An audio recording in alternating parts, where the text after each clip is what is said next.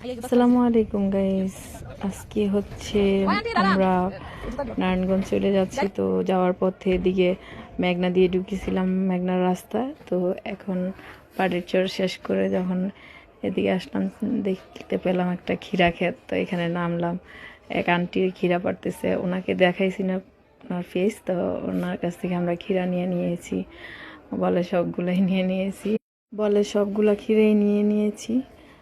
তো চিন্তা করলাম বাড়িতে সবাই আছে, নারায়ণগঞ্জে অনেকেই আছে ক্ষীরা খাবে, তো এই জন্য সবগুলাই নিয়ে নিয়েছি।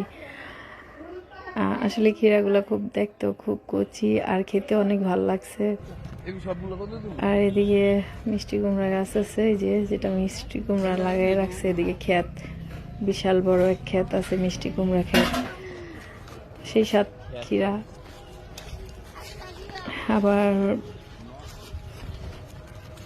আমি নিজেও পারছি ক্ষীরা, আমি নিজেও একটা ক্ষীরা পেরে নিয়েছি। আর এখন নারায়ণগঞ্জের উদ্দেশ্যে চলে যাচ্ছি।